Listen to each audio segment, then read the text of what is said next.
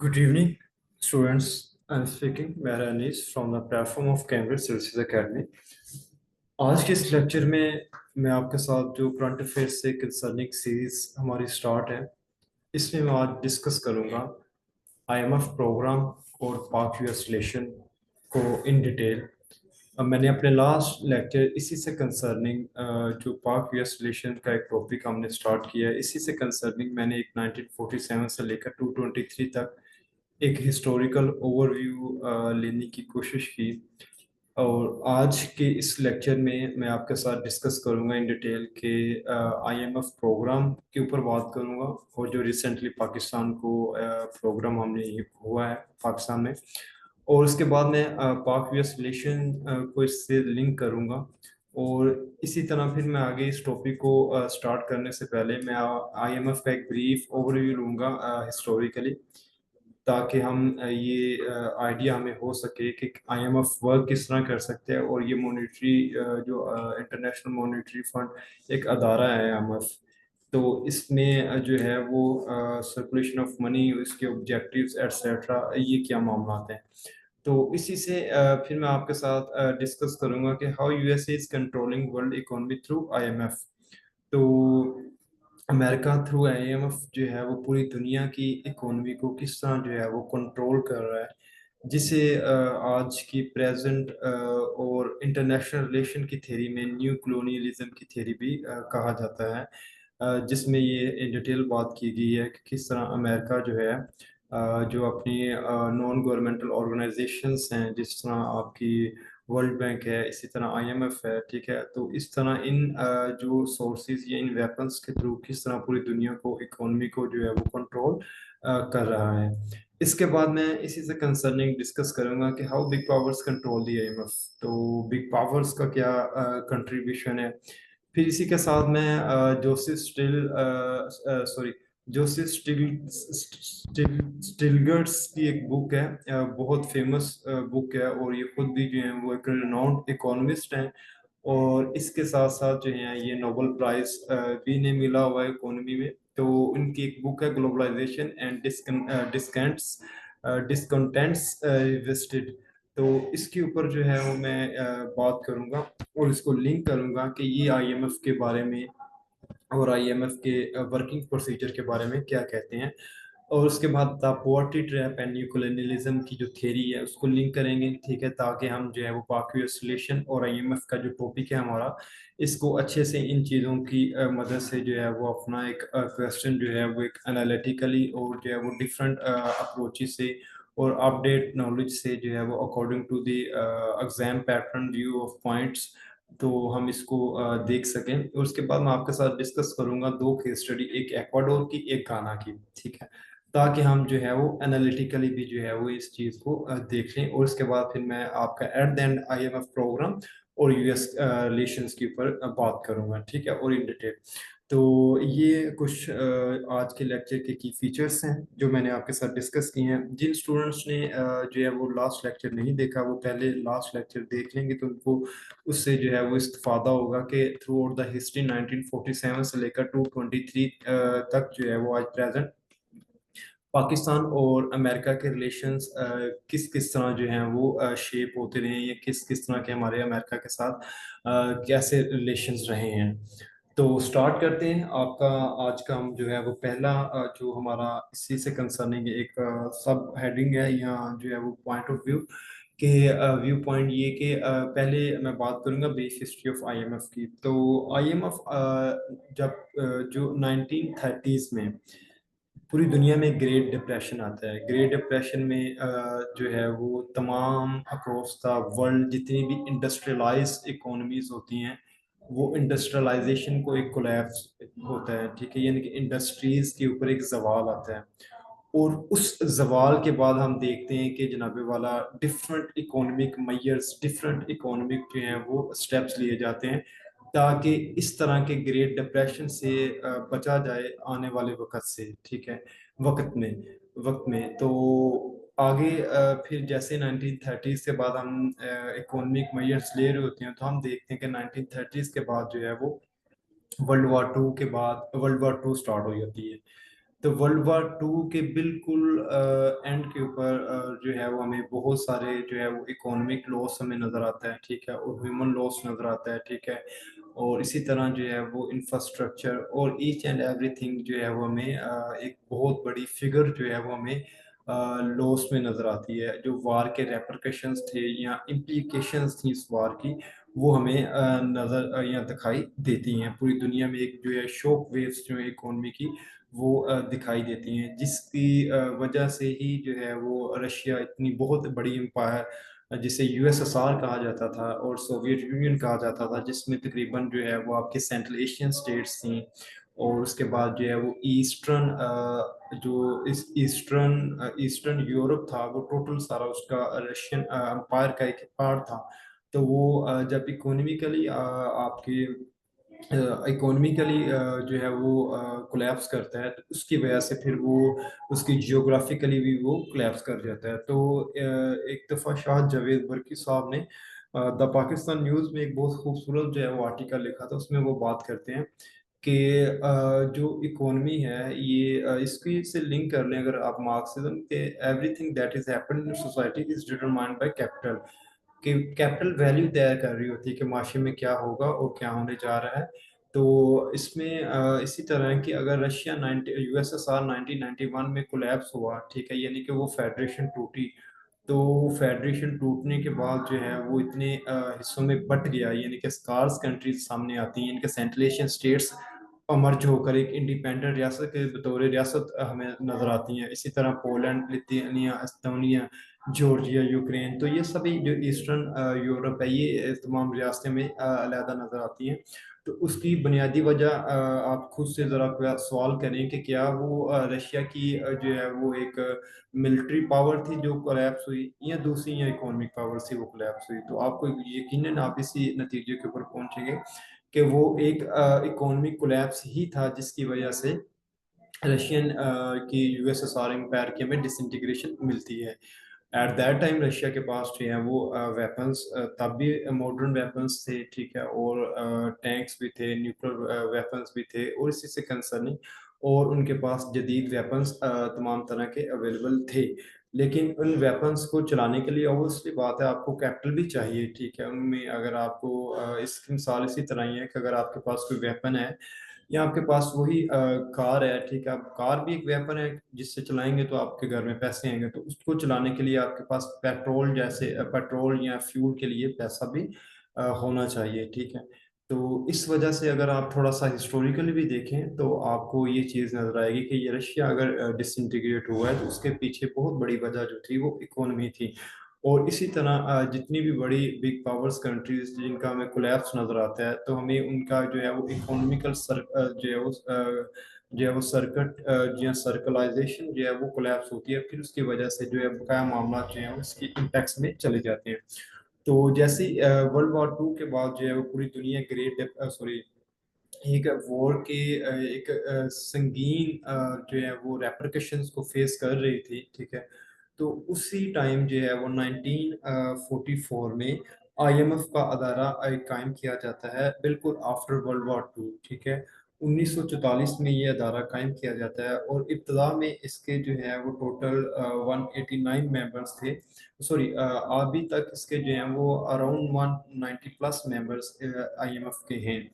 और आईएमएफ में ये जितने भी इसके मेंबर्स हैं, ठीक है, ये अपनी इकोनॉमी के लिहाज से जो है वो अपने इकोनॉमी का साइज के लिहाज से, अपनी इकोनॉमी के शेयर्स के लिहाज से, अपनी इकोनॉमी के जो है वो हुजम के लिहाज से, वॉल्यूम के लिहाज से जो है वो आईएमएफ में क्या करते हैं, आईएमएफ में अपना कोटा बेस्ड जो पैसा जो है वो आईएमएफ को देते हैं इस प्रोग्राम को चलाने के लिए। मैं इसको थोड़ा सा जो है सिंपल कर देता हूँ।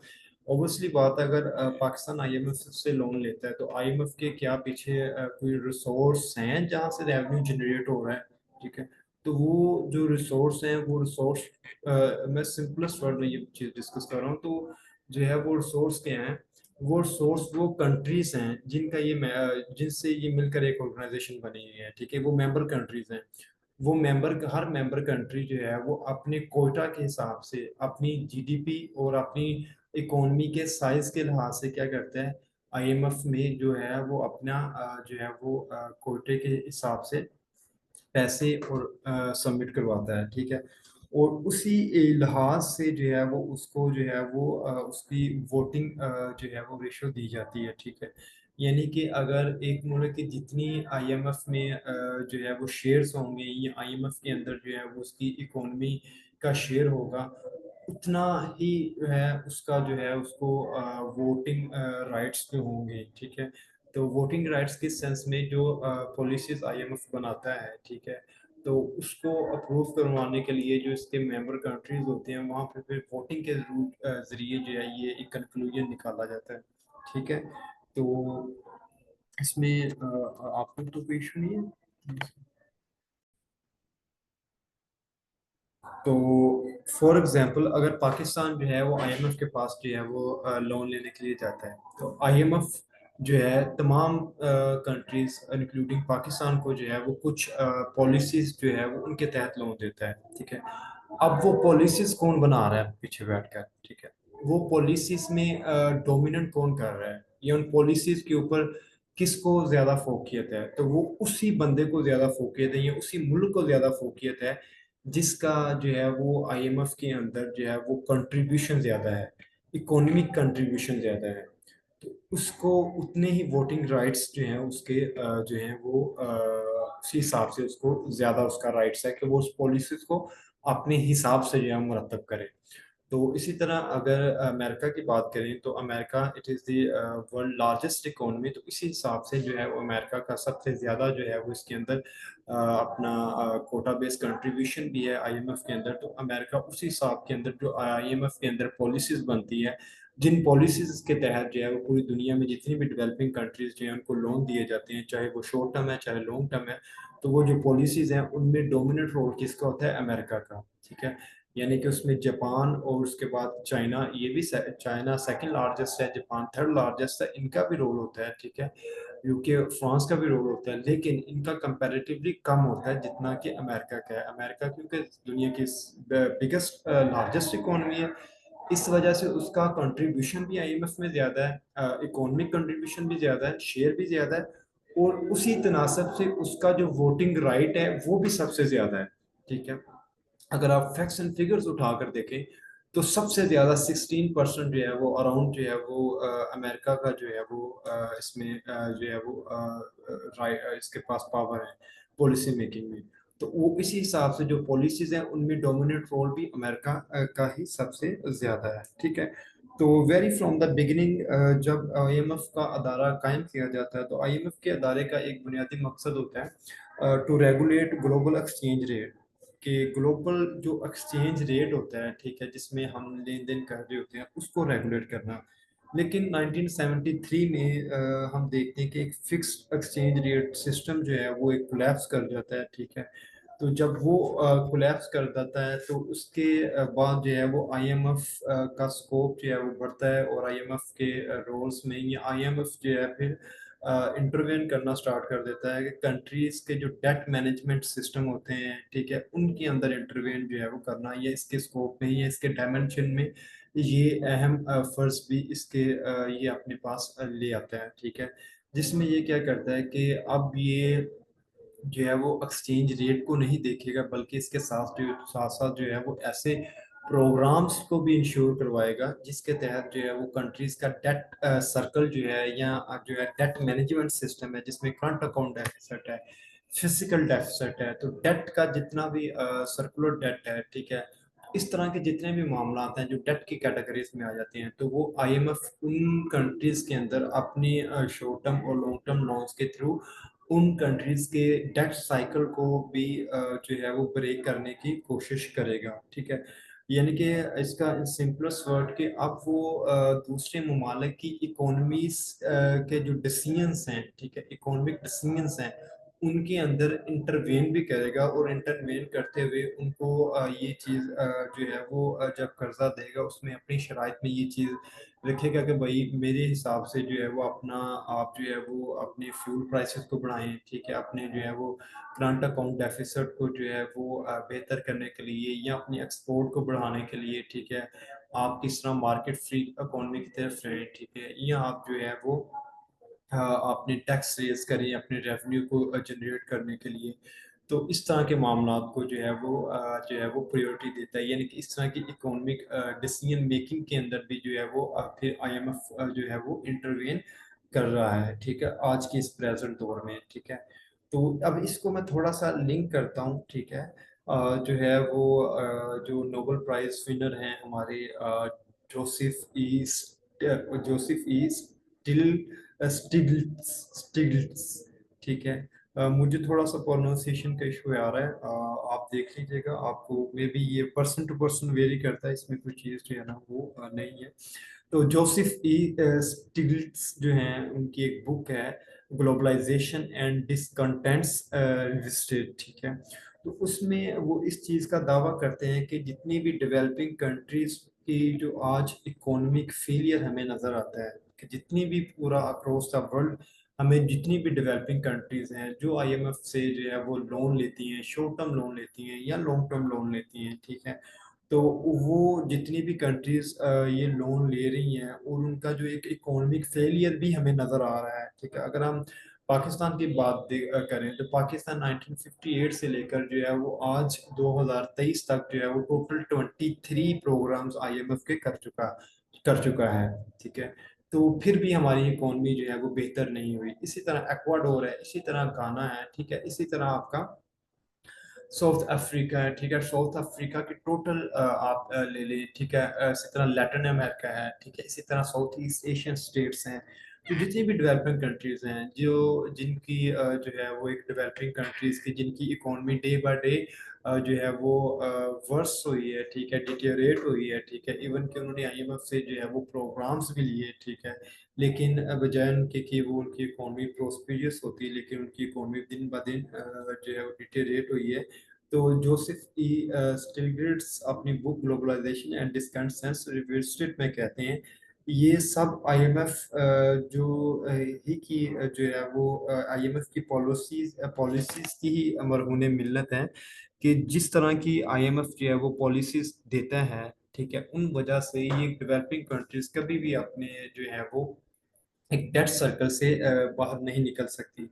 यानी कि आईएमएफ जो है वो क्या करता है, आईएमएफ जो है वो जब अपना किसी मुल्क को कर्जा देता है तो उसको स्ट्रक्चरल एडजस्टमेंट और स्टैंड बाय अरेंजमेंट प्रोग्राम के तहत कर्जा देता है। अब ये प्रोग्राम किसने जो है तय किए हुए हैं, ये ऑब्वियसली बात है अमेरिका के, क्योंकि अमेरिका का इकोनॉमिक शेयर ज्यादा है, ठीक है।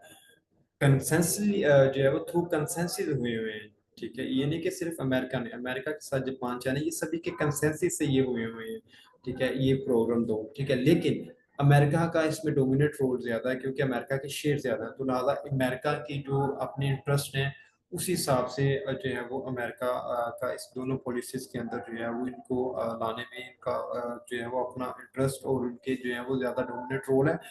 तो अगर ऐसा उनके पॉलिसी उनके फेवर में ना होती तो अमेरिका के पास वीटो पावर है, ठीक है। वो उसको क्योंकि उसका जीडीपी के हिसाब से उसका जो है वो आईएमएफ के अंदर इकोनॉमिक शेयर ज्यादा, तो इन पॉलिसीज को वो जो है वो वीटो करके जो है वो नल कर सकता था। तो जब भी कोई कंट्री जो है वो आईएमएफ से लोन लेती है तो इन दो प्रोग्राम्स के तहत लोन मिलता है। तो इन दो प्रोग्राम में क्या है कि यानी कि वो आईएमएफ कहता है कि जनाबे वाला आप अपने जो है वो गवर्नमेंट स्पेंडिंग्स जो है यानी कि एक्सपेंडिचर जो है उनको कम करें, ठीक है। अच्छी बात है, अपने एक्सपेंडिचर जो है वो कम करने चाहिए, अपना जो है वो ट्रेड को बूस्ट करने के लिए, करंट अकाउंट डेफिसिट को बूस्ट करने के लिए। इंडीड आप भी कहेंगे कि बहुत अच्छी है कि जो है वो अपने गवर्नमेंट स्पेंडिंग की बात करता है, लेकिन इसके इम्पैक्ट्स क्या हैं, ठीक है, और ये इसके पीछे एक माइंडसेट क्या है, न्यूक्लियरिज्म की थ्योरी क्या है। जब इसको क्रिटिकली देखेंगे तो फिर हमें पता चलेगा कि असल में ये चीज़ें हैं क्या। तो इनका ये वही है कि जिस तरह जो आज जो है वो दिखाने में हाथी के दांत दिखाने में और खाने में हो, ठीक है। तो चीज़ें दिखाने में कुछ हो रहा है और खाने में कुछ हो रहा है। तो लोअर गवर्नमेंट स्पेंडिंग्स जो हैं वो उसको कहता है कि जनाब आप जो है वो करें, कम करें, ठीक है, अपने स्पेंडिंग्स कम करें। उसके बाद जो है वो अपने एसेट्स को प्राइवेटाइज करें, ठीक है, जितने भी एसेट्स हैं उनको प्राइवेटाइज करें। उसके बाद अपनी इकोनॉमी को लिबरलाइज करें, ठीक है। उसके बाद अपना इंटरेस्ट रेट को ज़्यादा से ज़्यादा बढ़ाएं, ठीक है। तो उसके बाद अपना जो कैपिटल मार्केट है उसको जो है मार्केट फ्री इकोनॉमी यानी ओपन कैपिटल मार्केट्स का जो है वो स्टेप है। इस तरह होता क्या है, ठीक है, यानी कि वो जो अमेरिकन मॉडल है कैपिटलिज्म का, वो इन पॉलिसीज के तहत, ठीक है, इन पॉलिसीज के तहत जो मैंने अभी आपके साथ चीजें डिस्कस की हैं, इन पॉलिसीज के तहत वो क्या करता है, अपनी इकोनॉमिक मॉडल जो अमेरिकन कैपिटलिस्ट इकोनॉमिक मॉडल है वो इसको प्रमोट करता है अमेरिका। ठीक है। अब जब एक मुल्क अपने इकोनॉमिक मॉडल को किसी दूसरे मुल्क के ऊपर जो है वो इम्प्लीमेंट करना चाहेगा, ठीक है, या एक जो मुल्क है जब किसी दूसरे मुल्क का इकोनॉमिक मॉडल को अपने इकोनॉमिक मॉडल को जो है से रिप्लेस कर रहा होगा, ठीक है, तो उसके बड़े जो है वो लॉन्ग टर्म, शॉर्ट टर्म और जो है वो बड़े सीरियस और संगीन जो है वो रेपरकशंस आ सकते हैं। उसकी बुनियादी वजह ये है कि चीज़ें वेरीज कर रही होती हैं। एक कंट्री है उसका सोशल एनवायरनमेंट के हिसाब से उसका इकोनॉमिक मॉडल जो है वो डिफाइन किया जाता है। अगर एक मुल्क है उसका सोशल एनवायरनमेंट ही ऐसा है, ठीक है, उसका जो है वो कल्चरल और उसके जो है वो सोशल अफेयर्स ही कुछ और हैं, ठीक है, उसकी इकोनॉमिक हिस्ट्री कुछ और है, अगर उसमें आप एक बारोड जो है वो इकोनॉमिक मॉडल इम्प्लीमेंट करेंगे तो बजाय इसके कि वो उसको फंक्शनल करे, ठीक है, वो उसका जो एग्जिस्टिंग इकोनॉमिक मॉडल होता है वो भी कोलैप्स हो जाता है। ठीक है। चीज़ें स्टेप बाय स्टेप जब भी रिफॉर्म्स आते हैं तो वो किसी भी अदारे में, ठीक है, किसी भी जगह रिफॉर्म्स आती है तो वो एक दफ़ा ही नहीं आ जाते, स्टेप बाय स्टेप जो है वो रिफॉर्म्स आते हैं। फॉर एग्जांपल अगर आपने घर बनाना है, ठीक है, अपने घर में आप रिफॉर्म लाना चाह रहे हैं कि हमने अपने घर की सेटिंग करनी है या घर की कंस्ट्रक्शन दोबारा करनी है, तो आप पहले जो है उसका एक नक्शा निकलवाएंगे, फिर उसके बाद जो है वो अ, जो वेंडर है उसका बुलवा कर एक पूरा एस्टिमेट लगवाएंगे। उसके बाद ईंट बाय ईंट जो है उसको पहले एक बिल्डिंग खड़ी होगी, फिर उसका जो है वो उसको प्लस्तर में आएगी बिल्डिंग, ठीक है, उसके बाद उसकी रेनोवेशन के लिए जो है टाइल एक्सेट्रा का लगेगा, फिर पेंट्स वगैरह, ठीक है, ये वन बाय वन रिफॉर्म्स आते जाएंगे उसमें। ठीक है। लेकिन होता क्या है कि जब भी America in policy sorry IMF in policies के तहत जो है वो जो आईएमएफ जो दो पॉलिसीज के तहत ये अमेरिकन कैपिटलिस्ट मॉडल जो है इसको इम्प्लीमेंट करने की कोशिश करता है किसी दूसरे मुल्क के अंदर, ठीक है, तो वो एक रेडिकलाइज जो है वो उनकी अप्रोच होती है। उस रेडिकलाइजेशन अप्रोच की वजह से उस मुल्क की जो एग्जिस्टिंग इकोनॉमी होती है वो भी कोलैप्स हो जाती है, जिसकी वजह से आज तक कोई भी मुल्क जो है इस फिनोमिनन से निकल नहीं पाया। इसकी मिसाल अगर आज मैं प्रेजेंट पाकिस्तान की लूँ तो प्रेजेंट पाकिस्तान में अगर आप फ्यूल प्राइसेस जो देख रहे हैं तो इसमें भी अभी जो हमें आईएमएफ से लोन मिला है, आईएमएफ प्रोग्राम मिला है, तो उसमें भी यही चीज़ तय की गई थी कि आप अपने एक्सपेंडिचर को कम करें, ठीक है, और उसके बाद जो है वो अपने इंटरेस्ट रेट को बताएं, बढ़ाएं।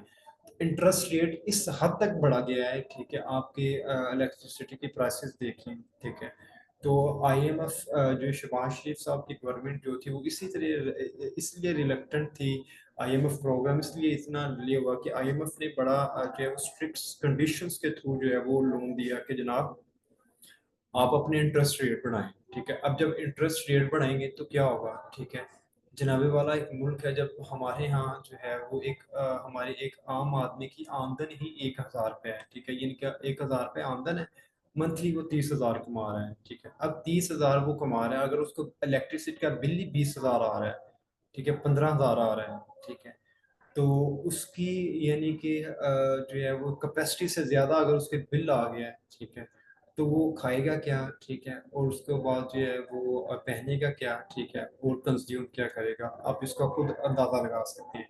तो प्रेजेंट पाकिस्तान में भी इसी तरह हुआ है, ठीक है, कि आईएमएफ से जो हमने लोन लिया है, हमने उनकी पॉलिसीज़ को एक्सेप्ट किया, अब वो पॉलिसीज़ का पीछे माइंडसेट कौन था, मैं डिस्कस कर चुका हूँ, उनको वो पीछे माइंडसेट अमेरिका है, ठीक है, क्योंकि उनका जो है वो इकोनॉमिक शेयर ज़्यादा है जिसकी वजह से वो उनको डिसीजन मेकिंग में जो है वो प्रायोरिटी है, ठीक है, तो उस वजह से जो हमने अभी रिसेंटली लोन लिया है, ठीक है, तो उसकी वजह से हमारे जो हैं वो हम देख रहे हैं कि फ्यूल प्राइसेस भी जो हैं वो इतनी रैपिडली इंक्रीज कर गई हैं, ठीक है, और हमने देखा day by day fuel prices बढ़ी हैं। इवन कि गवर्नमेंट की बड़ी कोशिश थी कि किसी न किसी तरह फ्यूल प्राइसेस को कम में रखा जाए, ठीक है, और ये भी आईएमएफ की शर्तों में से एक शर्त थी कि आप अपनी मार्केट फ्री इकोनॉमी में से जो है वो अपनी फ्यूल प्राइसेस जिस हिसाब से आप बाहर से तेल ले रहे हैं, ठीक है, उतने हिसाब से या उस हिसाब से कम पैसों में ना बेचें, बल्कि पैसे थोड़े से बढ़ाकर अपना मुनाफा रख कर आगे बेचें, ताकि आप अपना जो सर डेट में से आप पैसा रेवेन्यू जनरेट करें और अपना डेट में पे करके जो है इससे बाहर जान छुड़ाएं। लेकिन हुआ क्या पाकिस्तान में, ठीक है, इवन के जो एक आम आदमी के बजाय इससे कि आमदन इतने इंटरेस्ट बढ़ने के साथ साथ अगर सोर्सेज ऑफ इनकम भी बढ़ते तो कोई मसाइल नहीं थे, लेकिन उल्टे इम्पैक्ट क्या पड़ते हैं कि हमारे सोर्स ऑफ इनकम जो है फिर ऐसे मामला में वो कंस्ट्रेन, उनका स्कोप कम होना स्टार्ट हो जाता है, ठीक है। और उसके बाद जो एक्सपेंडिचर हैं, ठीक है, वो अखराजात हैं एक आम आदमी के, वो बढ़ जाते हैं, ठीक है, और उसका सोर्स ऑफ इनकम जो है वो कोलैप्स होना स्टार्ट हो जाता है, यानी कि इन्वर्स रिलेशन में चीज़ें चलना स्टार्ट हो जाती हैं, ठीक है। तो अब मैं आपके साथ जो है वो इसको आई होप सो दैट अगर इसमें कोई इशू हो तो आप जो है इसको दोबारा एक दफ़ा पूछ सकते हैं, लेकिन मैंने इसको जो है वो डिटेल डिस्कस कर दी है, ठीक है, इसको पाकिस्तान से भी लिंक किया है, लेकिन आगे मैं अब चलता हूँ। तो इसमें अब मैं डिस्कस करूंगा कि द पॉवर्टी ट्रैप और न्यू कॉलोनियलिज्म की थ्योरी क्या है, न्यू कॉलोनियलिज्म और पॉवर्टी ट्रैप की थ्योरी क्या कहती है कि आज की दुनिया में जैसे वर्ल्ड वॉर 2 का इख्तिताम होता है, तो हमने historically through out the history जो है वो डेकेड सेंचुरीज की हिस्ट्री में से एक चीज हमें ये सीखने में को मिली है। वर्ल्ड वॉर 1 में भी हमें ये चीज सीखी है, सेकंड वर्ल्ड वॉर 2 में भी हमने ये चीज को जो है वो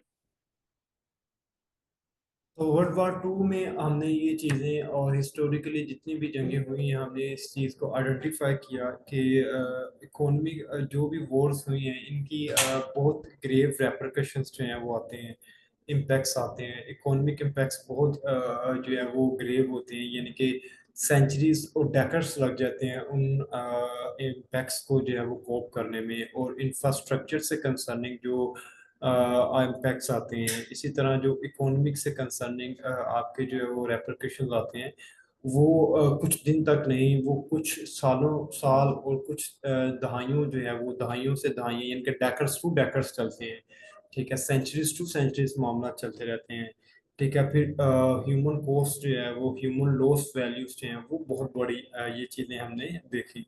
तो उसके बाद फिर दुनिया ने अपनी प्रायोरिटीज में ये चीज़ जो है वो बदली, और उसमें हमने देखा कि हमें एक चीज़ नज़र आती है कि आज की प्रेजेंट दुनिया में there is no direct warfare, यानी कि आज के 21st सेंचुरी में हमें कोई डायरेक्ट वॉरफेयर तो नज़र नहीं आती, लेकिन इनडायरेक्ट जो है वो हाइब्रिड वॉरफेयर के कॉन्सेप्ट नज़र आते हैं, ठीक है, जिसमें इकोनॉमिक वॉर है, ठीक है। तो अपने राइवल को ताकि इकोनॉमिकली ही इतना वीक कर दें ताकि वो आपको स्ट्रेटेजिकली या आपको जो है पॉलिटिकली जो है आपसे लड़ ही ना सके, ठीक है। तो अगर दो लोग हैं आपस में लड़ रहे होंगे, यानी कि आप इसी से मिसाल ले लें कि जिस तरह जो है वो आप किसी मोहल्ले में रहते हैं, ठीक है, तो आपके मोहल्ले में एक जो है वो एक बड़ी वेल्थी फैमिली भी है, ठीक है, और आपके मोहल्ले में एक जो है वो बहुत एक कमज़ोर फैमिली भी रहती है, ठीक है। तो एक कमज़ोर और वेल्थी फैमिली कभी भी आपस में जो है वो उनका जो है वो कन्फ्रंटेशन का एक मैच बनता ही नहीं है, ठीक है।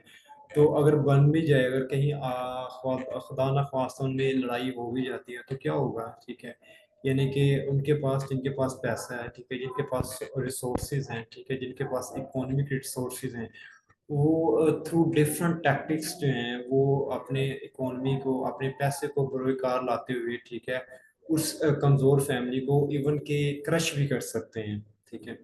इसी तरह जो है वो वर्ल्ड या ग्लोबल अफेयर्स में भी यही चीज़ है, ठीक है, कि अगर एक मुल्क जो है वो बहसीत इकोनॉमिकली ही वीक है, ठीक है, तो वो इतनी सक्सेसफुली जो है वो अपने एक लार्जेस्ट इकोनॉमी कंट्री से अपने स्ट्रेटेजिक ऑब्जेक्टिव्स या पॉलिटिकल ऑब्जेक्टिव्स या किसी दूसरे ऑब्जेक्टिव्स को भी जो है वो फुलफिल नहीं कर सकता। तो इसी बात को फिर वो कार्ल मार्क्सिज्म अच्छा कहते हैं ना कि everything that is happened in society is determined by capital, ठीक है। तो तो न्यू कॉलोनियलिज्म की थ्योरी कहने के रिच कंट्रीज क्या करती हैं कि वो यूज करती हैं आईएमएफ का, आईएमएफ का यूज करती हैं, यानी कि उसमें अपना जो है वो अपनी इकोनॉमी के हिसाब से वहाँ क्या करती हैं, पैसा अपना कंट्रीब्यूट करती हैं, ठीक है, और कंट्रीब्यूट करके उतने उनके पास जो है वोटिंग राइट्स मिल जाते हैं, ठीक है। और वो क्या करते हैं, जब वो पॉलिसीज मेकिंग में अपने वोटिंग राइट्स को यूजिंग करते हुए क्या करती हैं कि कंट्रोल करती हैं और इन्फ्लुएंस करती हैं इकोनॉमी ऑफ स्मॉलर कंट्रीज। जो छोटे ममालिक होती हैं उनकी इकोनॉमी को या स्मॉलर कंट्रीज को जो है वो उनके ऊपर इन्फ्लुएंस को बुरकार लाती हैं। तो इसकी बेहतरीन मिसाल अगर मैं दूं तो रिसेंटली अगर आप देखें पाकिस्तान में जो है वो मिस्टर असहाक डार साहब जो थे, उन्होंने डोनाल्ड बलूम जो यूएस एम्बेसडर ऑफ पाकिस्तान है, ठीक है, मिस्टर डोनाल्ड बलूम, उनसे भी रिक्वेस्ट की कि आप हमें जो है वो आईएमएफ के रिलीफ प्रोग्राम में आप हमारी मदद करें और हमें ये पैकेज लेकर दें, ठीक है। इसी तरह एक वफद आया हुआ था इस्लामाबाद जो है वो रिसेंटली 223 में, ठीक है, जिस वक्त वफद में को लेड कर रहे थे रॉबर्ट का कैपरोट। और रॉबर्ट कैपरोट कौन है? ये डिप्टी असिस्टेंट सेक्रेटरी हैं of the US department of treasury, जो अमेरिका का ट्रेजरी का खजाने का एक जो है वो डिपार्टमेंट है, ठीक है। सेक्रेटरी जो है deputy assistant of the US department of treasury जो है ये। तो जो ट्रेजरी के डिपार्टमेंट के जो है वो डिप्टी असिस्टेंट सेक्रेटरी हैं, ठीक है। तो रॉबर्ट कापरोट जो हैं,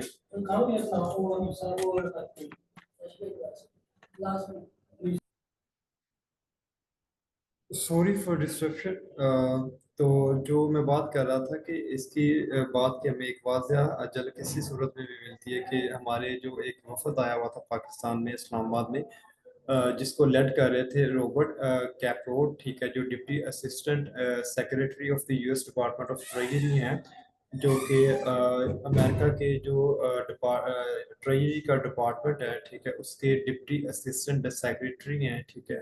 तो मिस्टर असहाक डार साहब ने उनसे भी रिक्वेस्ट की, ठीक है, कि जनाब आप हमें जो है वो आईएमएफ प्रोग्राम में रिलीफ दें। और आईएमएफ प्रोग्राम में रिलीफ देने से क्या मुराद है कि जो आप पॉलिसीज मेकिंग आपकी हैं उनको आप इतना जो है वो रिजेक्ट ना करें जिनकी वजह से हम जो है वो उन पॉलिसीज को एक्सेप्ट कर ना सकें और हम जो है वो डिफॉल्ट हो जाए। तो लिहाजा हमें पॉलिसीज में थोड़ा सा जो है वो रिलीज दें, ठीक है। तो ये नहीं कि आईएमएफ हमें पैसे नहीं था दे रहा, आईएमएफ हमें पैसे दे रहा था, लेकिन उसकी बुनियादी वजह थी कि जो उस पैसे से एसोसिएटेड जो वो पॉलिसीज थी वो इतनी जो स्ट्रिक्ट पॉलिसीज थी जिनको एट द एंड हमने एक्सेप्ट किया है फिर, ठीक है। उस एक्सेप्ट करने की वजह से आज हमारे जो है ये इकोनॉमिक जो जो आपको ऑयल प्राइसिंग ये चीज़ें नजर आती हैं। तो ये भी सारी उसी के मरहूने मिल लेते हैं। तो इसहाक डार साहब ने उनसे बकायदा रिक्वेस्ट की कि सर हमें जो है वो क्या करें, इसमें थोड़ी सी सहूलत दें, ठीक है। तो ये भी हमें फिर ये चीज़ नज़र आती है कि किस तरह जो है वो रिच कंट्रीज जो हैं वो use IMF control and influence economy of smaller countries, कि वो आईएमएफ का एक टूल और आईएमएफ को एक वेपन का टूल इस्तेमाल करते हुए, ठीक है, किस तरह जो स्मॉलर कंट्रीज जो हैं उनकी इकोनॉमी के ऊपर इन्फ्लुएंस लाती हैं, ठीक है, और उनको इन्फ्लुएंस करते हुए, ठीक है, अपने स्ट्रेटेजिक और उनके जो हैं वो अपने स्ट्रेटेजिक और अपने पॉलिटिकल और एक अपने इकोनॉमिक ऑब्जेक्टिव्स को अचीव करती हैं, ठीक है। अब देखें एक पाकिस्तान का जो है वो सॉरी जो फाइनेंस मिनिस्टर इतने बड़े बात कर रहा है। और यही नहीं, मैं आपको अगर छोटी सी एक वीडियो क्लिप भी दिखाऊंगा, मैंने आगे आगे जाकर आपको दिखाना था, बहरहाल आगे चल कर चले दिखा देता हूँ। तो उसमें हमारे जो हैं कमर जावेद बाजवा साहब हैं, फॉर्मर हमारे चीफ ऑफ आर्मी स्टाफ जो हैं, बकायदा वो रिक्वेस्ट कर रहे हैं आईएमएफ जो है वो जो है वो वॉइस ऑफ अमेरिका जो है यूनाइटेड स्टेट के, उनको रिक्वेस्ट कर रहे हैं कि हमें आईएमएफ के प्रोग्राम में रिलीफ दें, ठीक है। और ना सिर्फ उनको बल्कि जो है वो सऊदी अरेबिया से रिक्वेस्ट कर रहे हैं, यूएई में बकायदा विजिट करते हैं, ठीक है, हमें जो है वो हमें फॉरेन एड या हमें जो है वो लोन दिया जाए, ठीक है, रिलीफ लोन दिया जाए, ठीक है। तो अब ये सभी मामला जो है वो एक बड़ी ग्रेव रेपरकशंस हैं, इफेक्ट्स पड़ते हैं इस चीज़ की कि एक आईएमएफ सॉरी आपका जो है वो चीफ ऑफ आर्मी स्टाफ, जिसका जो है वो इन मामला से कोई लेना देना ही नहीं है, ठीक है, जिनका इकोनॉमिक अफेयर्स से जो है वो कोई लेना देना इतना मामला नहीं है, ठीक है, वो उठकर जो है वो रिक्वेस्ट कर रहे हैं, ठीक है। तो ये बहुत बड़ी जो है वो फिर इम्पैक्ट्स पड़ते हैं कि दूसरी कंट्रीज फिर अपने इन्फ्लुएंस को जो है वो डोमिनेट करती है, ठीक है। तो आगे चलते हैं, ठीक है। तो अब मैं आपके साथ एक केस स्टडी थोड़ी सी डिस्कस कर देता हूँ। एक्वाडोर की केस स्टडी है, ठीक है। तो मार्च 2019 में, ठीक है, मार्च 2019 में मार्च 2019 में एक्वाडोर लोन लेता है आईएमएफ से 4.2 बिलियन डॉलर का। ठीक है, मार्च 2019 में एक्वाडोर जो है वो आईएमएफ से लोन लेता है 4.2 बिलियन का। ठीक है, तो वो जो उस वक्त के आईएमएफ के चीफ होते हैं जिनका नाम है क्रिस्टन लैगरेट। ठीक है, मैं नाम लिख देता हूँ, क्रिस्टन लैगरेट। क्रिस्टन लैगरेट जो खातून है जो उस वक्त की आईएमएफ चीफ हैं, ठीक है, वो टर्म इस लोन को टर्म देते हैं कि ये कंप्रिहेंसिव रिफॉर्म प्रोग्राम है। जो हम ये 4.2 बिलियन का पैकेज जो एक्वाडोर को दे रहे हैं, ये एक असल में क्या है, ये एक रिफॉर्म पैकेज है, एक कंप्रिहेंसिव रिफॉर्म प्रोग्राम है जिसकी तहत हम क्या करेंगे, एक्वाडोर की पूरी इकोनॉमी को क्या करेंगे, हम रिफॉर्म उसमें लाएंगे, यानी कि एक सस्टेनेबल इकोनॉमी की तरफ हम जो है उसको एक्वाडोर को लेकर जाएंगे। ठीक है, इस ऑब्जेक्टिव्स के थ्रू जो है वो लोन दिया जाता है और उसमें डिफरेंट पॉलिसीज को जो है वो अडॉप्ट किया जाता है, जिसमें कहा जाता है एक्सपेंडिचर कम करेंगे आप। ठीक है, और आप जो है वो अपना इंटरेस्ट रेट जो है वो बढ़ाएंगे। ठीक है, और आप क्या करेंगे, जो आपका बजट है उसको 6% अपनी जीडीपी के हिसाब से कम करेंगे, यानी कि आप अपना जो बजट है उसको 6% क्या करेंगे, कम करेंगे अपने जीडीपी के हिसाब से। ठीक है, यानी कि आपके जो एक्सपेंडिचर हैं, ठीक है, उनको आप कम करेंगे और अपने टैक्सेस को जितना हो सकेंगे आप क्या करेंगे, बढ़ाएंगे। तो ये सारे रिफॉर्म्स और इसी से कंसर्निंग और रिफॉर्म्स लाए जाते हैं जो है वो इक्वाडोर में। तो होता इम्पैक्ट क्या पड़ता है, सबसे पहला जब जो है वो इम्पैक्ट हमें नजर आता है वो ये होता है कि जब वो अपने टैक्सेस को बढ़ाते हैं। ठीक है, टैक्सेस को बढ़ाते हैं और स्टेट ओन जो आपकी जो इंडस्ट्रीज होती हैं उनको जब प्राइवेटाइज करते हैं। ठीक है, तो जब उनको प्राइवेटाइज करते हैं तो क्या होता है, सबसे जॉब लॉस नजर आता है, अनएम्प्लॉयमेंट नजर आती है।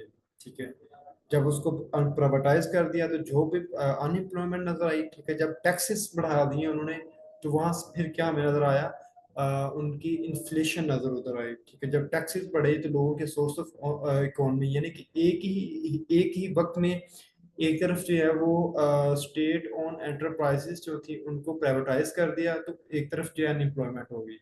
दूसरी तरफ क्या कर दिया, साथ ही आपका टैक्सेस को बढ़ा दिया। जब टैक्सेस बढ़े, ठीक है, तो इन्फ्लेशन ने जन्म ले लिया। ठीक है, यानी कि जो प्राइसेस थी, वैल्यूज की, या खाने पीने की अशिया की प्राइसेस थी, या जो ह्यूमन लाइफ से कंसर्निंग जितनी भी चीज़ें हैं उनकी प्राइसेस बढ़ गई। ठीक है, एक तरफ तो अनएम्प्लॉयमेंट है, यानी कि पैसा कमाने को पैसा नहीं है। ठीक है, और जो पैसे थे या जो जॉब थी वो भी अब हाथ से धो बैठे हैं, उनसे हाथ धो बैठे हैं। तो दूसरी तरफ क्या हो गई, टैक्स बढ़ गई। ठीक है, तो क्या हुआ, एक तरफ तो रिसोर्सेज ही नहीं है, ठीक है, रेवेन्यू के, दूसरी तरफ टैक्स बढ़ गए, तो उससे क्या हुआ, इन्फ्लेशन ने रैपिडली जन्म लिया। ठीक है, तो इससे क्या हुआ, पहले तो माइल्ड रिसेशन आया। ठीक है, माइल्ड यानी कि जिस तरह पाकिस्तान में एक माइल्ड रिसेशन है, जो आज के वक्त में इसे माइल्ड रिसेशन आप कह सकते हैं। फिर एक माइल्ड रिसेशन आया, फिर उसी के साथ ही आगे चलकर 2019 के बाद 21 और 19 के एंड पर कोविड 19 आ गया। कोविड 19 ने रहती कसर कोविड 19 ने निकाल दी, तो उसकी वजह से क्या हुआ, डीप रिसेशन जो है वो आ गए। ठीक है, तो इवन के आईएमएफ ने प्रोडिक्ट क्या किया था कि जनाब ये जो हम आपको 4.2 बिलियन डॉलर की एड दे रहे हैं, इस जो आप इस अदारों को जो प्राइवेटाइज करेंगे और अपने टैक्सेस रेट बढ़ाएंगे, तो इन की वजह से अपने एक्सपेंडिचर कम करने की वजह से इन पॉलिसीज को बरकरार लाएंगे अगर, तो आपके यहाँ जो है वो 4.5 बिलियन डॉलर्स की जो फॉरेन डायरेक्ट इन्वेस्टमेंट है, ठीक है, जिसे एफडीआई कहते हैं, तो आपकी एफडीआई यानी कि फॉरेन डायरेक्ट इन्वेस्टमेंट जो है वो क्या करेगी, वो बढ़ जाएगी। ठीक है, लेकिन अल्टीमेटली हमें देखने को क्या मिलता है कि वहां पर जो है वो अप्रोक्सीमेटली अराउंड 16 बिलियन डॉलर्स के जो एसेट्स थे वो क्या हुए, लोगों ने आप उस एक्वाडोर से निकाले। ठीक है, जो एग्जिस्टिंग जो इन्वेस्टर थे उन्होंने अपने 16 बिलियन डॉलर्स के एसेट्स को वहां से निकाल दिया और निकाल कर एक पीसफुल एनवायरनमेंट के अंदर जो है वो इन्वेस्ट कर दिया। ठीक है। ऑब्वियसली बात है, जब जो प्राइवेटाइजेशन, अनएम्प्लॉयमेंट हो जाए, ठीक है, टैक्सेस जो है वो रैपिडली जो है वो बढ़ जाए, तो उस वजह से होता क्या है, तो अब एक अनसर्टेन माहौल बन जाता है। तो अनसर्टेन माहौल में कभी भी आपका जो अच्छा इन्वेस्टर जो है, जिसका पर्पज ही यही है कि रेवेन्यू को मैक्सिमाइज जनरेट करना, तो वो कभी भी जो है वो स्टे नहीं करेगा। तो हमें फिर एक्वाडोर में ये चीज़ नजर आई। ठीक है। और आज की पाकिस्तान में प्रेजेंट सिचुएशन यही है कि फ्यूल प्राइसेस, टैक्सेस इतने बढ़ा दिए।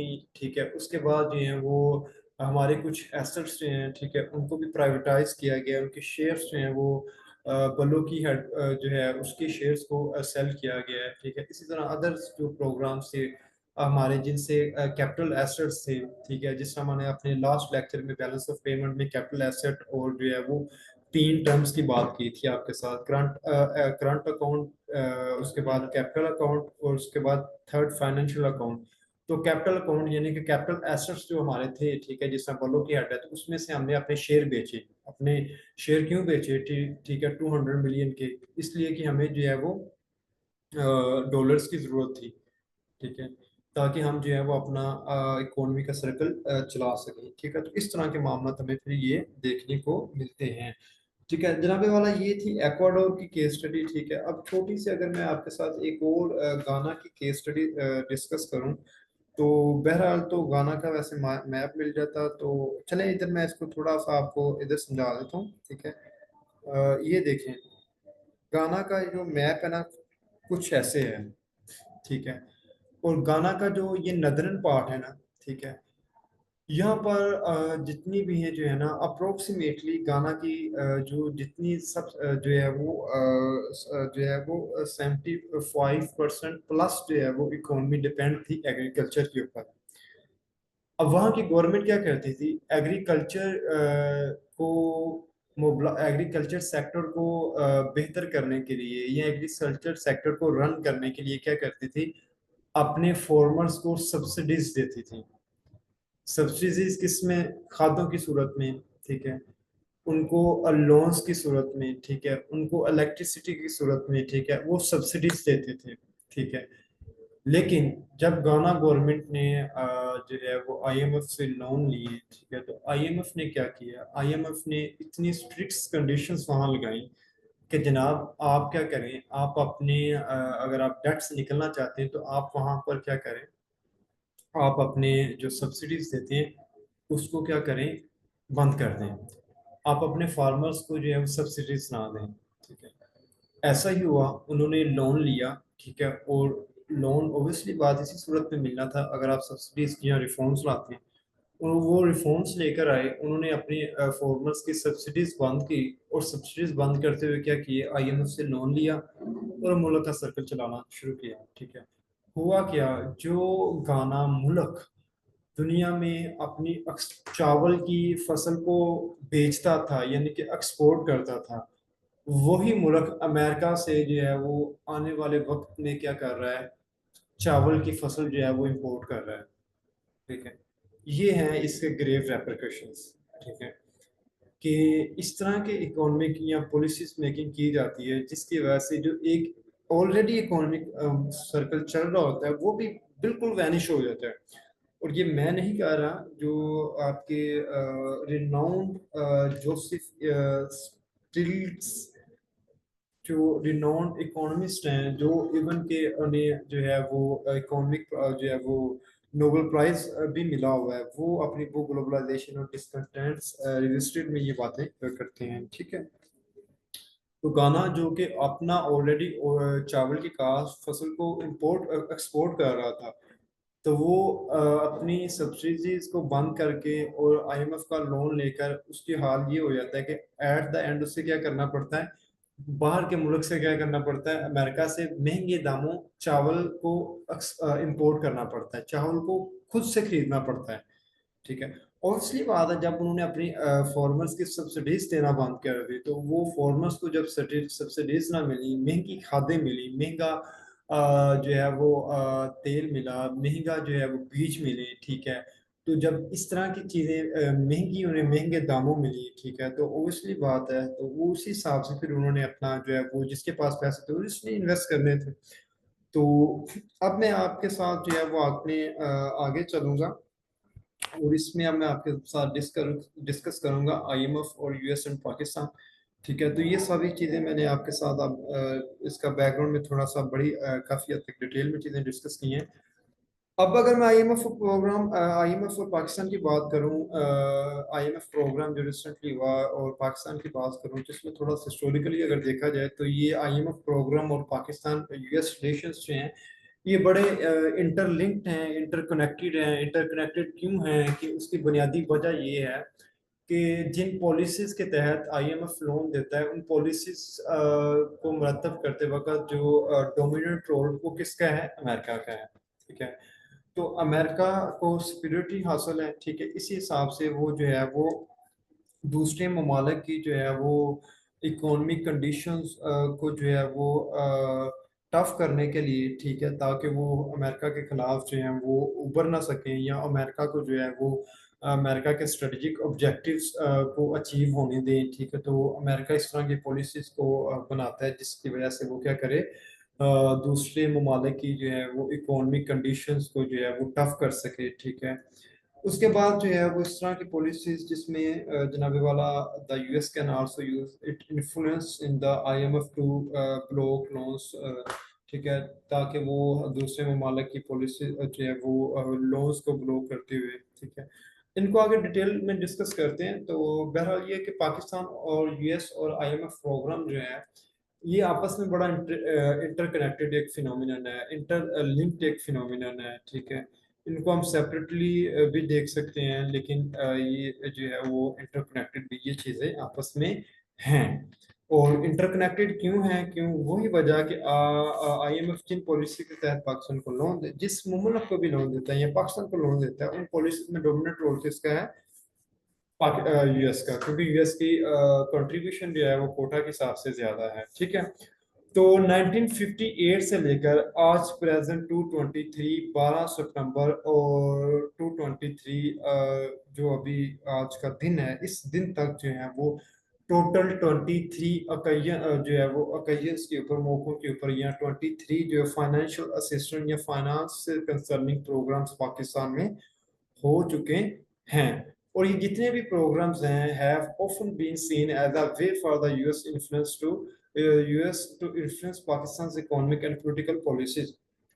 और जितने भी ये प्रोग्राम्स हुए हैं, हमें इन तमाम प्रोग्राम्स के अंदर अमेरिका का जो है वो असर रसूख नजर आता है। ठीक है, वो असर रसूख क्यों नजर आता है कि अमेरिका आईएमएफ जिन पॉलिसीज के तहत लोन देता है, ठीक है, और जो है वो पॉलिसीज में डोमिनेंट रोल अमेरिका का है। ठीक है, और इसकी रियल मैनिफेस्टेशन अगर आप मुझसे पूछें कि किस तरह जो है वो अमेरिका का इन्फ्लुएंस जो है वो किस तरह अमेरिका जो है वो आईएमएफ के थ्रू पाकिस्तान के ऊपर इन्फ्लुएंस करता है, असल मुद्दा ये क्वेश्चन तो ये है ना कि किस तरह पाकिस्तान सॉरी आईएम सॉरी जो है वो अमेरिका आईएमएफ को बरोकार लाता हुए बाय एम्प्लॉइंग आईएमएफ, ठीक है, या थ्रू आईएमएफ किस तरह जो है वो पाकिस्तान के ऊपर इन्फ्लुएंस लाता है। इन्फ्लुएंस इकोनॉमी के डायमेंशन भी हो सकता, डोमेन में भी हो सकता है, स्ट्रेटेजिक डोमेन में भी हो सकता है, और जो है वो इन्फ्लुएंस जो है वो पॉलिटिकल डोमेन में भी हो सकता है। तो इसका सिंपल जवाब ये है दो लाइंस में। पहली बात तो ये है कि जितनी भी पॉलिसी मेकिंग आईएमएफ में होती है वो उनमें जो है वो डोमिनेंट रोल अमेरिका का है। दूसरा, अगर इसका आप देखें तो इसकी रियल मैनिफेस्टेशन हमें नजर आती है कि जिस तरह अभी रिसेंटली इसहाक डार साहब ने जो है वो डोनाल्ड बलूम जो यूएस एम्बेसडर ऑफ पाकिस्तान है वो रिक्वेस्ट कर रहे हैं बकायदा उन्हें कि हमें जो है वो आईएमएफ में रिलीफ लेकर दें, जो आईएमएफ की पॉलिसीज है उनमें रिलीफ लेकर दें। इसी तरह जो एक इस्लामाबाद में एक डेलीगेशन आता है जिसे रॉबर्ट कैपरोक जो हैं, जो कि deputy assistant secretary of the US department of treasury हैं, ठीक है, वो जो लेड कर रहे होते हैं जो डेलीगेशन को, उसमें भी हमें इसहाक डार साहब जो है उनसे बाकायदा रिक्वेस्ट करते हुए नजर आते हैं कि जनाब आप हमें जो है वो आईएमएफ प्रोग्राम में रिलीफ लेकर दें। और तीसरी बात रिसेंटली मैनिफेस्टेशन में कि आपने हालिया देखा भी होगा, एक बड़ा वायरल क्लिप वायरल हुआ था जिसमें असाद डार साहब जो हैं वो बकायदा अमेरिका गए भी, विजिट के दौरे के ऊपर गए थे। ठीक है, अमेरिका की जो वाशिंगटन टीम थी उनसे बात करने कि आप हमें आईएमएफ में रिलीफ लेकर दें। ठीक है, जिसमें वो एक किसी जो है वो जो है वो जहाँ गाड़ी, अब असल में मेरे जहन से निकल गया है, जहाँ गाड़ियां खड़ी करते हैं वहां से, पार्किंग जोन से गुजर भी रहे थे। तो उन्हें किसी सहाफी या किसी एक आम आदमी ने जो है वो बहुत गालम गलोच भी कर रहे थे। ठीक है, आपस में वो एक बहुत उसके ऊपर जो है वो एक बड़ा वीडियो भी वायरल हुआ था। ठीक है, तो तीसरी अगर बात देखें तो इसमें हमें नजर आता है कि जनाबे वाला हमारे जो आर्मी चीफ है, बहरहाल एक ये छोटा सा वीडियो क्लिप सुने, फिर इसको जरा मैं आगे डिटेल इसके ऊपर एनालिसिस करता हूँ ताकि आपको जरा अच्छे से इस चीज को जरा कॉन्सेप्ट जो है वो समझ आ जाए, क्योंकि it is very important concept. ठीक है, और कंसर्निंग CS24, क्योंकि रिसेंटली हालिया ही में जो है ये इसके ऊपर बड़ी एक लंबी डिबेटें चलती रही। तो ये ज़रा आप ये वीडियो क्लिप सुने, ये BION जो है वो एक अथेंटिक सोर्स है। ठीक है, ये इसका रिपोर्ट है। ठीक है, तो ये सुनिए ये क्या कह रहे हैं। collapse, Pakistan is looking on track to become the next Sri Lanka. The symptoms are the same. Foreign reserves are falling, currency is draining by the day, and the government is distracted by a never-ending political crisis. The times have become so desperate for Islamabad, which has approached the International Monetary Fund for a bailout package. But it seems like the country cannot wait even a day for the international body to respond. Reports suggest जी, वो थोड़ा सा हो जाता है। चले तब तक वो खातून क्या कह रही हैं कि पाकिस्तान के जो है वो unusual official has dragged Washington. We call him unusual because it's the Chief of Army Staff General Qamar Javed Bajwa. He contacted someone in the White House for an early loan dispersal.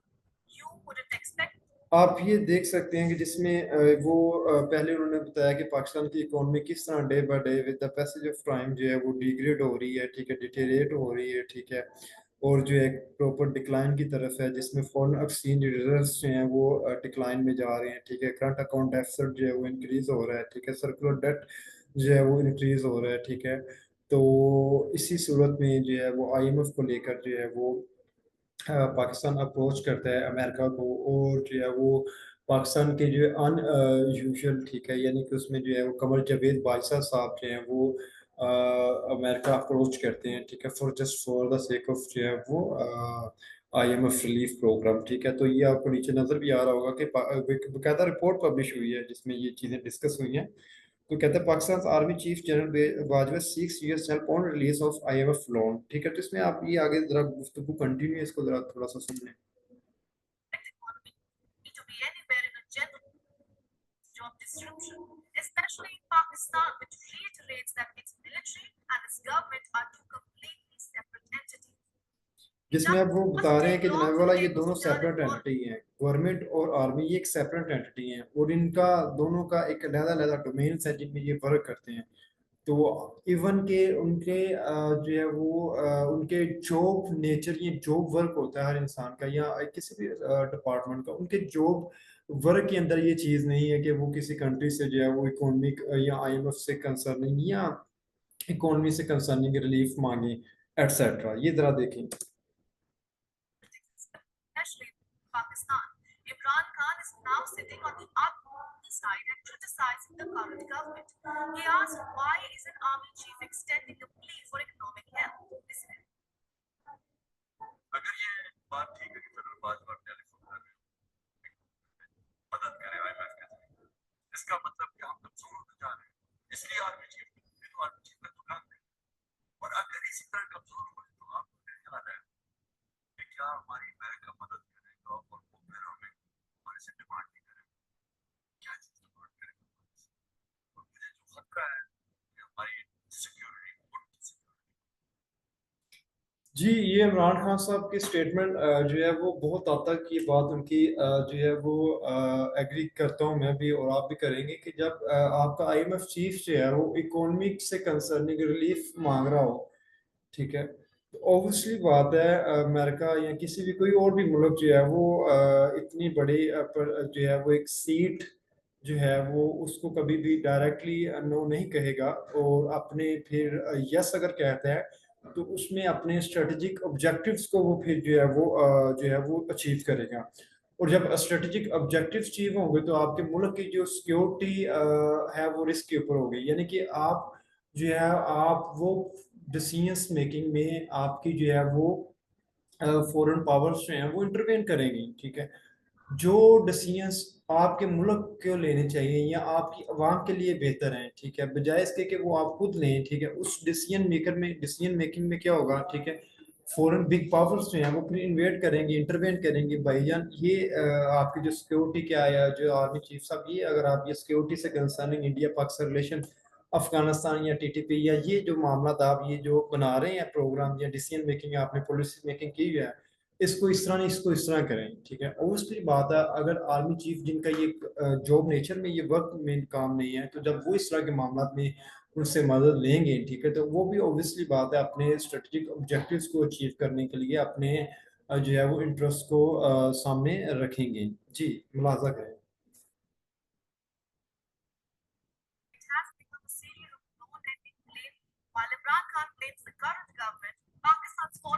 तो ये video clip मैं आपको group में भी share कर दूंगा क्योंकि ये इम्पोर्टेंट है, ठीक है। तो आप इसे भी देखिएगा, ठीक है। तो इसमें आपको एक चीज तो वाज़ेह नजर होगी, ठीक है, किस तरह जो है वो आईएमएफ प्रोग्राम के थ्रू अमेरिका जो है, यूनाइटेड स्टेट ऑफ अमेरिका जो है वो इन्फ्लुएंस करता है पाकिस्तान की इकोनॉमी के ऊपर, ठीक है। तो उसके बाद आगे चलते हैं। In recent years the US has been reluctant to provide financial assistant to Pakistan without certain commitment from the Pakistani government, such as cooperation in the war on terror, yeah, progress, yeah, no nuclear non-proliferation. This has led to some tension between two countries, as the Pakistan has been reluctant to make these commitments. ठीक है, यानी कि जो है war on terrorism से concerning, nuclear weapon से concerning, ठीक है, जो इमरान खान साहब भी बात कर रहे थे कि आपकी सिक्योरिटी रिस्क के ऊपर होती है, ठीक है। तो न्यूक्लियर वेपन से कंसर्निंग तो वो इस तरह के अपने जो है वो इंटरेस्ट को जो है वो या अपने अलाई पार्टनर के इंटरेस्ट को जो है वो बरोकार लाते हैं, ठीक है, जिनकी वजह से एक मुल्क की जो है वो सिक्योरिटी जो है वो मजीद रिस्क के ऊपर जो है वो पड़ती है, ठीक है। तो रिसेंटली अगर देखा जाए तो करंट आईएमएफ प्रोग्राम जो हुआ है इसमें 3 बिलियन स्टैंड बाय अरेंजमेंट के तहत पाकिस्तान को जुलाई 2023 में दिए गए हैं, और ये प्रोग्राम जो है is design to help Pakistan stabilise its economy address, ठीक है। ये यानी कि ये प्रोग्राम के तहत ये कहा गया है कि जनाब वाला हम पाकिस्तान का जो बैलेंस ऑफ पेमेंट का फिनोमिनन है इसको एड्रेस करेंगे, ठीक है। तो इन रिटर्न पाकिस्तान को जो है वो क्या करना होगा, पाकिस्तान को ये जो फॉलोइंग गोल्स हैं इनके ऊपर वर्क करना होगा। पाकिस्तान को अपना बजट डेफिसिट जो है इसको रिड्यूस करना होगा। बजट डेफिसिट क्या है, मैं बार बार बात कर चुका हूँ, यानी कि अपनी एक्सपोर्ट को बढ़ाना होगा, ठीक है, और एक्सपोर्ट को बढ़ाना होगा और जो है क्या करना होगा, इंपोर्ट को कम करना होगा। अब देखें जरा, एक्सपोर्ट को बढ़ाना होगा और इंपोर्ट को कम करना होगा। दूसरा कह रहे हैं इंक्रीजिंग टैक्सेस, और टैक्स बढ़ाएं अपने मुल्क में। जब आपने अपने मुल्क में टैक्स बढ़ा दिए, जब टैक्स बढ़ गए आपके मुल्क के अंदर, पाकिस्तान के अंदर जब टैक्स इतने बढ़ गए, बिजली के बिल इतने बढ़ गए, फ्यूल के पैसे इतने बढ़ गए, ठीक है, तो हमारी लोकल इंडस्ट्री क्या वर्क करेगी? आप खुद सोचें इस चीज को। बातें मैंने वही पहले इब्तिदा में कही थी, हाथी के दांत दिखाने में कुछ और होते हैं, खाने में कुछ और चीजें लगती हैं, यानी कि ऊंची दुकान का हमेशा फीका पकवान। तो वही मुहावरा जो है वो बहुत एक यहाँ पर फिट बैठता है। तो एक तरफ अगर आप पाकिस्तान में जो इतने ऑयल की प्राइसेस बढ़ गई हैं, इलेक्ट्रिसिटी यूनिट्स की प्राइसेस बढ़ गई हैं, ठीक है, इकोनॉमी कंडीशंस आपको जो सामने है, ये तमाम जो टैक्सेस इतने इंक्रीज हो गए हैं, क्या इन टैक्सेस के इंक्रीज होने की वजह से हमारी लोकल इंडस्ट्री इतना वर्क कर रही है? हमारी लोकल इंडस्ट्री के ऊपर क्या इम्पैक्ट पड़ रहा है, बजाय इसके कि वो फ्लरिश हुई है या जो है वो डिक्लाइन की तरफ गई है? ऑब्वियसली बात है वो डिक्लाइन की तरफ गई है। तो डिक्लाइन की तरफ गई है तो किस तरह पाकिस्तान अपना बजट डेफिसिट जो है वो अपनी एक्सपोर्ट बढ़ा सकेगा? दूसरी जगह आ जाते हैं डिवैल्यू द करेंसी। करेंसी को जनाब डिवैल्यू करो, ठीक है, जो है इसको रियल ग्राउंड में लेकर छोड़ो, ठीक है। प्राइवेटाइजिंग स्टेट ऑन एंटरप्राइज, ठीक है, स्टेट ऑन एंटरप्राइज जो है इसको प्राइवेटाइज करो, ठीक है। रिफॉर्मिंग द एनर्जी सेक्टर, और एनर्जी सेक्टर में रिफॉर्म्स लेकर आओ, जिसकी बदौलत हमें जो है वो तकरीबन जो है वो हमें 35,000 बिल भी मैंने ऐसे लोगों को देखा है, ठीक है, कि जो जिनके सिर्फ जो है किसी के घरों में काम करके जो है वो गुजारा करते हैं, लेकिन उनके अपने बिल 35,000 रुपये आए हुए हैं, ठीक है। इनके इतने अनयूजुअल जो है वो टैक्स रेट बढ़े हैं, ठीक है। तो ये सारी चीज़ें हमें देखने को मिलती हैं। तो आईएमएफ प्रोग्राम जो है वो जुलाई में जो अप्रूव हुआ 223 में, ठीक है, the programme is conditional on the Pakistani government implementing a number of economic reforms, including raising taxes, reducing energy subsidies, and improving the efficiency of public sector. वही बातें। तो US has made it clear that it will not provide any financial assistance to Pakistan unless these reforms are implemented. America ने ये चीज तय किया कि जनाब जब तक पाकिस्तान ये जो रिफॉर्म्स नहीं लेकर आता, और तब तक अमेरिका पाकिस्तान को कोई फाइनेंशियल असिस्टेंस नहीं देगा। एक चीज। दूसरी चीज को साथ में क्या कह रहा है, आगे चलकर आप देखेंगे कि पाकिस्तान इन रिफॉर्म्स लाने में अगर नाकाम हो जाता है तो फिर भी हम नहीं देंगे, अगर लाने में कामयाब होता है तो फिर हम देंगे। तो ये प्रोग्राम्स ही इन सेल्फ हैं कि पाकिस्तान में कभी भी कामयाब, अगर हम 75 ईयर्स हिस्ट्री में कभी कामयाब नहीं हुए, ठीक है। हम तो कहते हैं कि हम तो इसके जो है वो वेल विशर ही हैं कि अपने मुल्क के कि जनाब वाला एड्रेस होने चाहिए, मामला हमें भी रिलीफ मिलना चाहिए, हम एट द एंड तो हमारा ही भला है। तो अमेरिका की कंडीशंस ये हैं कि अगर पाकिस्तान आईएमएफ प्रोग्राम को जो ये रिफॉर्म सजेस्ट किए हैं इनको लाने में कामयाब हो जाता है, तो अगर पहली कंडीशन ये, तो पहले तो पाकिस्तान लाएगा तो फिर हम जो है वो उसके बारे में देखेंगे। दूसरी कंडीशन ये कि अगर लाने में कामयाब हो गया था तो फिर हम जो है वो फाइनेंशियल असिस्टेंस देंगे, अगर लाने में नाकाम होता है तो हम कोई चीज़ भी नहीं आपको देंगे, ठीक है। हो सकता है तब जो है वो इंटरनेशनल ट्रेंड किसी और ट्रेंड जो है वो बदलें, तो हो सकता है जो है वो कन्वर्जेंस जो है वो हमारे इंटरेस्ट आपस में कन्वर्ज करें, ठीक है, तो रिलेशन अच्छे भी हो जाए, इसमें कोई शक भी नहीं है, ठीक है। तो IMF programme is likely to have a significant impact on Pak US relation, ठीक है। If the Pakistani government is able to implement the reform, it will likely to improve relation with US. However, if the reforms are not implemented, it could lead to further tension between two countries. ठीक है, वो tension किसी भी dimension में जा सकती हैं, ठीक है, ओपन एंडेड ये चीज छोड़ेंगे आप। अब इसके बाद here are some of the specific ways in which IMF program could affect Pakistan US relation, कि पाकिस्तान के रिलेशन को IMF किस तरह अफेक्ट करता है। तो जनाब बोला, if the program is successful in stabilizing Pakistan's economy, it could help to improve the country's image in the US and make it a more attractive partner for investment. This could lead to increased economic cooperation between the two countries. अगर तो programme successful हो जाता है तो एक positive image जाएगा कि पाकिस्तान जो है वो एक पीसफुल कंट्री है, ठीक है। उसके बाद जो है वो इन्होंने आईएमएफ प्रोग्राम का इतना स्ट्रिक्ट प्रोग्राम, इतना रिजिड प्रोग्राम को जो है वो हजम कर लिया, तो लिहाजा जो है वो इसके साथ जो है इकोनॉमिक कोऑपरेशन में जा सकते हैं, इनके जो है वो इधर इन्वेस्टमेंट कर सकते हैं। और नो डाउट अमेरिका जो है वो माजी में भी और जो है हमारी बहुत बड़ा इन्वेस्टर रहा है पाकिस्तान के अंदर, और इसके बाद पाकिस्तान जो है वो बहुत बड़ा जो है वो एक्सपोर्टर है, ठीक है, इसका अमेरिका का। हम बहुत सारी प्रोडक्ट्स अमेरिका में हमारी हम सेल करते हैं। दूसरी क्या चीज़ है, the programme could also help to improve Pakistan's security situation by reducing the budget deficit and improving the efficiency of public sector.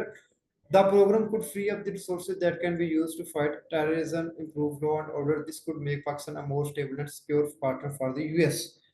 कि इस प्रोग्राम के तहत जो हम पैसा लेकर जो लॉ एंड ऑर्डर में इन्वेस्ट कर रहे हैं, टेररिज्म में इन्वेस्ट कर रहे हैं, वार, ग्लोबल वार ऑन टेररिज्म, ठीक है, एक्सट्रीमिज्म, रेडिकलाइजेशन के ऊपर जो हम जो है वो लॉ एंड ऑर्डर को मेंटेन करने के लिए खुदार के ऊपर पैसे लेकर जो है वो इन्वेस्ट कर रहे हैं। तो अगर हम आईएमएफ प्रोग्राम में कामयाब हो जाते हैं तो अमेरिका हमें फिर फाइनेंशियल असिस्टेंस देगा, जो कि हमें माजी में देता भी रहा है, ठीक है। और हमें ईयरली ये 1.7 समथिंग बिलियन डॉलर की एड मिलती भी थी, लेकिन ट्रम्प इरा में आकर इसको सस्पेंड कर दिया गया। और उसकी बुनियादी वजह भी यही थी कि वो कहते थे कि पाकिस्तान ने हमारे ऑब्जेक्टिव्स को जो है वो सही से फुलफिल नहीं किया। और जो वॉइस ऑफ अमेरिका के मुताबिक जनाबे वाला कि उनके मुताबिक कि the US committed more than 32.5 billion dollars in civilian and military aid to Pakistan from the start of the war in Afghanistan to its end 221 conclusion। कि जब से जंग शुरू हुई है तब से लेकर 221 तक, जब से इनखला नहीं होता तो पाकिस्तान में अमेरिका 32.5 बिलियन डॉलर से ज्यादा पैसा अपना इन्वेस्ट कर चुका है। लेकिन एट द एंड वो कहते हैं हमारे इंटरेस्ट नहीं फुलफिल हुए। लेकिन अब वो कहते हैं अगर आप आईएमएफ के प्रोग्राम्स को लाने में इसको जो है वो स्टेबलाइज इसको सक्सेसफुली इम्प्लीमेंट कर लेते हैं तो हम क्या करेंगे, आपको फाइनेंशियल असिस्टेंट जो है वो आपको आपकी रिहेबिलिटेट कर देंगे। ठीक है, अब अगर फाइनेंशियल अगर हम प्रो कामयाब हो जाते हैं, हमारी फाइनेंशियल असिस्टेंट जो है वो बहाल हो जाती है, उससे फायदा क्या होगा कि जो पैसा हम लॉ एंड ऑर्डर में इन्वेस्ट कर रहे हैं तो एटलीस्ट वो पैसा तो हमारा जो है वो बच जाएगा। However, if the program is not successful, it could have the opposite effect. Obviously, बात है, it could lead to increased instability and insecurity in Pakistan, which could make it a less attractive partner for the US. ठीक है, तो अगर successful नहीं होते ये reforms लाने में, ठीक है, तो ऑब्वियसली बात है अमेरिका को जो है वो एक नेगेटिव सिग्नल डिलीवर होगा, जिसकी वजह से हमारी जो फॉरेन असिस्टेंस मुसलसल जो है वो एक लॉन्ग रन में भी सस्पेंड हो सकती है। Further, it could also damage the reputation for the IMF, which could make ठीक है it more difficult for other countries to get financial assistance from the fund। तो ये IMF की reputation की अगर बात होता है, IMF ने आज तक कौन सा मुल्क इससे जो है वो निकला है। ठीक है, तो आपने थोड़ा सा अपने जवाब में एक बात याद रखिएगा, मैंने अपने लास्ट लेक्चर में शायद ये बात नहीं थी डिस्कस की। जब भी आपने अपना सवाल का जवाब लिख रहे होता है, आपने एक पॉजिटिव वे में रहना है, ना नेगेटिविटी में बात करती है ना पॉजिटिव। बहुत ही जो है वो जो है वो पैसिफाई में बात, यानी कि आप जो है वो ख्याली बातें, आइडियलिस्ट बातें भी नहीं करनी, ना बहुत ज्यादा जो है आपने क्रिटिसिज्म को इस्तेमाल करना, आपने बैलेंस अप्रोच को अपनाना है। ठीक है, बैलेंस अप्रोच क्या होती है, ठीक है, आप किसी हद तक किसी चीज को बुरा भी कहें, ठीक है, और किसी हद तक उसको अच्छा भी कहें। अब इसके ऊपर मैं अलग सेशन करूंगा, क्वेश्चन को अटेम्प्ट करते हुए बैलेंस अप्रोच का होना कितना इम्पोर्टेंट है। अगर लाइव क्लास में होती है, एक बहुत बड़े मेंटोर हैं, ठीक है, उनके ऊपर कमेंट करना अच्छा तो नहीं है, लेकिन उनकी रिसेंटली जो है वो एलोकेशन हुई है रेलवे में। ठीक है, मैं बहसीयत खुद इस चीज़ को एक्नॉलेज करता हूँ कि वो बड़े काबिल आदमी हैं, और उनको जो है वो फॉरेन अफेयर में और उनको पुलिस में या इनलैंड रेवेन्यू जैसे जो है वो जो है डिपार्टमेंट के अंदर है, उनकी एलोकेशन होनी चाहिए थी। लेकिन क्योंकि मैं उनको पर्सनली बड़े अच्छे और बड़े लॉन्ग जो है वो पीरियड से जानता हूँ, क्योंकि उनके अंदर कुछ जो है वो एलिमेंट्स जो हैं वो कुछ नेगेटिव चीज़ों को ज़रा देख लेते हैं। ठीक है, तो ज़्यादा क्रिटिकली चीज़ों को देखते हैं। ठीक है, तो उस वजह से उनकी अप्रोच पेपर में भी इसी वजह से यही रही, इंटरव्यू में भी यही रही, मेरा उनके बारे में नोटिस दिया है, तो उस वजह से उनका जो है वो उन्होंने वहाँ मार खा ली। बहरहाल आपसे मैं यही रिक्वेस्ट करता हूँ, आपने एक बैलेंस अप्रोच के साथ चलना होता है, जितनी बैलेंस अप्रोच रखें, चीज़ों को पॉजिटिव भी रहें नेगेटिव भी रहें। ठीक है, तो ये नहीं कि अगर कुछ चीज़ बुरी है, ठीक है, यानी कि अगर आप पाकिस्तान के इकोनॉमिक प्रोग्राम्स हैं, ठीक है, वो आपका अमेरिका का बंदा पेपर नहीं चेक कर रहा, आपको पाकिस्तान का बंदा पेपर चेक कर रहा है, उसकी साइकोलॉजी को देख लेना थोड़ा सा, कि आप अमेरिका को क्रिटिसाइज करें, ठीक है, और साथ साथ पाकिस्तान को भी, लेकिन एट द एंड जो है वो पाकिस्तान का लेवरेज भी उठाएं कि पाकिस्तान ने जो है वो अमेरिका का कसूर भी गिनवाएं। ठीक है, इस तरह बैलेंस अप्रोच के साथ। ठीक है, ये नहीं कि सिर्फ पाकिस्तान की तारीफें करते रहे, अमेरिका जो है वो बुरा भला कहते रहे, वो भी कहेगा कि पाकिस्तान को दूर। इसी तरह पाकिस्तान को अमेरिका को भी थोड़ा बहुत क्रिटिसाइज करें, पाकिस्तान को भी करें। ठीक है, इस तरह जो है ना थोड़ा बहुत मामला अपनी बैलेंस अप्रोच के साथ जो है वो अपना डाटा को इनकॉर्पोरेट करें। ठीक है जी, तो बहरहाल ये बहुत इंपॉर्टेंट टेक्निक है। ठीक है, अगर आप इसको यूटिलाइज नहीं करते तो एट द एंड आप रिजल्ट देख लीजिएगा, फिर रिजल्ट देखने के बाद जो है फिर मुझे बताइएगा क्या रिजल्ट निकले हैं आपके, तब आपको शायद ये चीज़ें समझ आएंगी। Overall, the IMF program is a significant development in US-Pak relation. It has the potential to improve relation between the two countries, but it has also the potential to damage them. Inverse relation है, ठीक है, IMF के programme की वजह से relation हमारे बेहतर भी हो सकते हैं, खराब भी हो सकते हैं, और इसी तरह मामला हैं। The success या failure of the program will depend on the willingness of Pakistan government to implement the reforms that are required। ठीक है जनाब, तो यहाँ पर ये आईएमएफ से कंसर्निंग हमारा टॉपिक एंड हुआ। ठीक है, मैं इसी से कंसर्निंग एक मजीद टॉपिक जो है वो भी डिस्कस करता चलूँ जाऊँगा, कर देता हूँ आपके साथ, ठीक है। बहरहाल चलें, उसे मैं एक अलहदा वीडियो के अंदर डिस्कस कर देता हूँ। Thank you very much from my side, ठीक है। इससे कंसर्निंग अगर आपके कोई क्वेश्चन हुए तो आप वो पूछ लीजिएगा, ठीक है। तो इसी लेक्चर यानी कि आज इसी लेक्चर के अंदर मैं फिर अगला जो आपका टॉपिक है उसको, ये जो दूसरा टॉपिक है आपको इसको अलहदा वीडियो के अंदर जो है वो आपको पहुंचा दूंगा। Thank you.